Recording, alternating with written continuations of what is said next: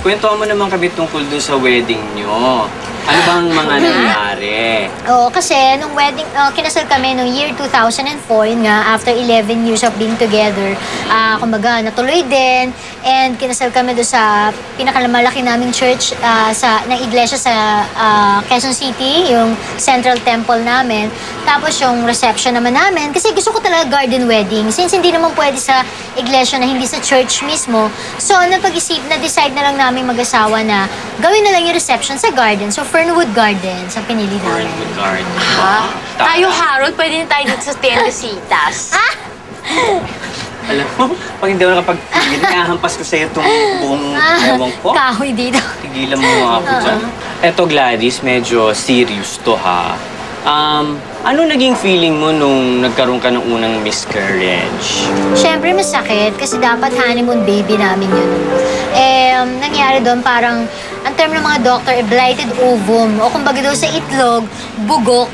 Parang utak nito, bugok. Hindi, sobrang ano. Eto, Gladys, kwento mo naman yung humilaban tiyan mo at gaano kahirap nung nanganak ka. Oo nga. Well, para alam ko. On the contrary, hindi humilab yung tiyan ko kasi cesarean ako. Kumbaga scheduled cesarean ako. So, anong nangyari, parang meron akong may ginawa sa akin na parang pelvimetry yung tawag nila para makita rin sipit-sipitan mo kung maliit o malaki. So, nakita doon, kumbaga sa x-ray na maliit, kaya pala yung head ng baby, hindi siya talaga makakababa ng gusto. Kaya nangyari, nagpa-schedule na ako ng cesarean at ang pinili kong date, yung wedding anniversary namin. So, birthday din ng baby ko. Double celebration. Pala yun. Pag ako pala mga anak, papaschedule ko na rin kung kailan ka gusto. Sana may mag-schedule. Oo talaga. Schedule mo birthday ni Harold. Wag na. Tama. Sinadjust mo pa, ikaw talaga, wag na. Ano naman yung feeling mo nung una mong makita yung baby mo? Ay, nako, kakaiba. Alam mo ba, ito nga ha, nakakatawa yung kwento ko nung nanganak ako kasi, syempre, CS ako, ganyan. Pero hindi ako groggy, no? Kasi kalahati ng katawan ko yung manhid. So, kwento ko ng kwento sa doktor habang nanganganak na wala ka dyan. Tapos, maglabas ng baby, kitang-kita ko siya, tapos iyak siya ng iyak. Nung tinabi siya sa akin dahil ang daldal ko, siya ay napatitig sa akin. Napatigil ang pag-iyak niya. Dahil napatangan siya sa akin na, ba't ang daldal nito? Ito ba yung nanay ko? Ngayong Mother's Day, ano pang mga at may baby ka na, siyempre, buong family mo. Ano pa mga pangarap mo?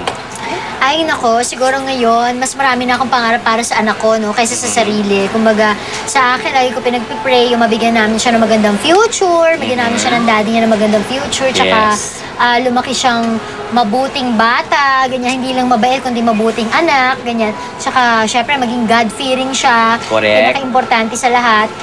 Yun, kumbaga, puro pangarap ko para sa anak ko eh. Kaya yun yung ano ko sa kanya. True. Ang dami natutunan si Jingle, ah. Oo, ang dami ko. Lahat yan. Teka, parang mag-aasawa na ba kayo? Hindi mangyayari. Hindi mangyayari man, ha? Tigilan mo nga ako. Kasi parang siyang tips, eh. Tutulog Ewan ko dito. Anyway, Gladys, wait. Thank you, ha. Happy Mother's Day. Thank you talaga. Ang dami ko natutunan sa'yo. Tsaka biroy mo, hindi tayo masyadong close, pero ang tagal ko na kapag kwentuhan sa'yo. Oo nga. Ay, malay mo, magkita tayo ulit, di ba? Oo, sige. Ay, tsaka salamat dito sa flowers. At tsaka alam nyo, ha,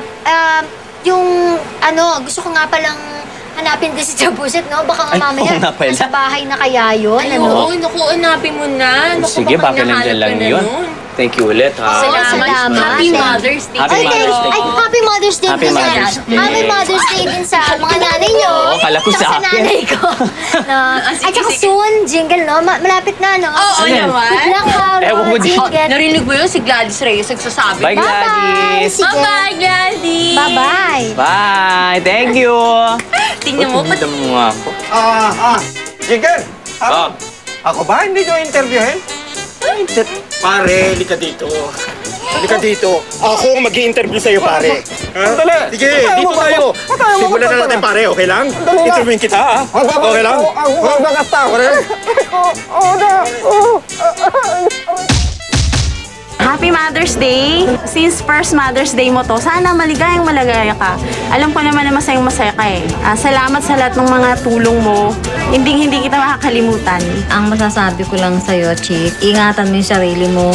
At papasalamat ako sa Diyos na ikaw ang binigay niyang anak ko. Happy Mother's Day!